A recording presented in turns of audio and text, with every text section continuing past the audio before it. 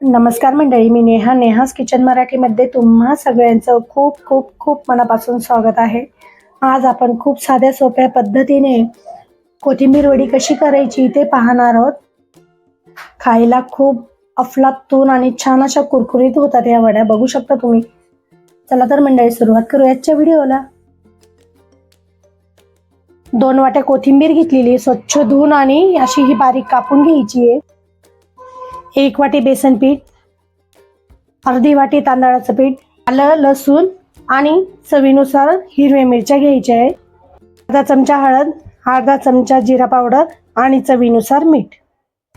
लसूण, हिरवी मिरची आणि आलं हे मिक्सरमधून बारीक करून घ्यायचं आहे. पाहू शकता, हिरव्या मिरची, आलं आणि लसूण छान असं बारीक करून घेतलेलं आहे. परातीत कोथिंबीर काढून घ्यायची आहे.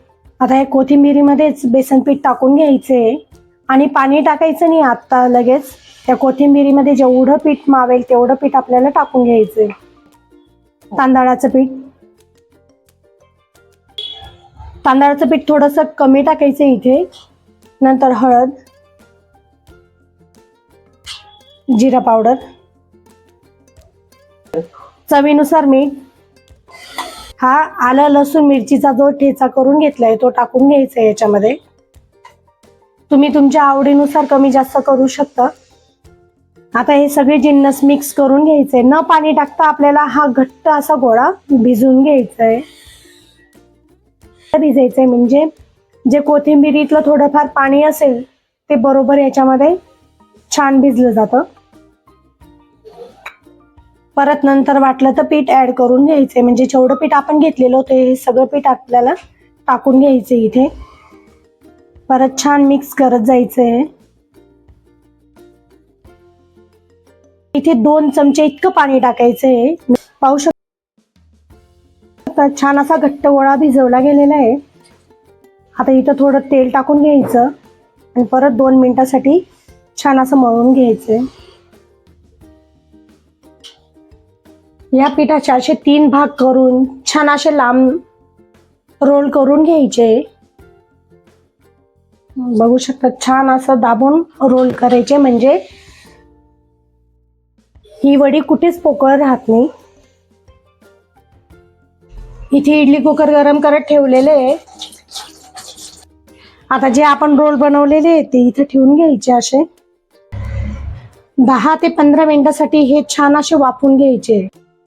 बघू शकता तिथे बरोबर 15 मिनिटं झालेले आहेत आणि या वड्या पण छान अशा वाफवल्या गेलेल्या आहेत. आता हे काढून घ्यायचे आणि छान असे गार करून घ्यायचे. हे जे कोथिंबीरीचे रोल होते जे वाफून घेतलेले ते छान असे गार झालेले आहेत. आता त्या वड्या कट करून घ्यायचे. छान अशा पातळ पातळ कट करून घ्यायचे. बघू शकता या पद्धतीने सगळ्या वड्या अशा कट करून घ्यायचे. एका साईडला तेल गरम करत ठेवलेले, तेलही छान तापलं गेलेले आहे. आता ह्या वड्या तळून घ्यायचे.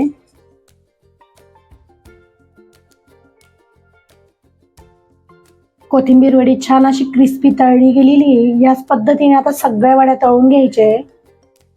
बघू शकता मंडळी, कोथिंबीर वडी छान अशी कुरकुरीत तळली गेलेली आहे आणि ही टोमॅटो केचप बरोबर प्रचंड छान लागते. तर मंडळी, आजचा व्हिडिओ तुम्हाला कसा वाटला नक्की सांगा. व्हिडिओ आवडला असेल तर अर्थातच लाईक करा, शेअर करा, कमेंट करा आणि सबस्क्राईब करायला विसरू नका. पुन्हा भेटूया अशा छान छान रेसिपी सोबत. धन्यवाद.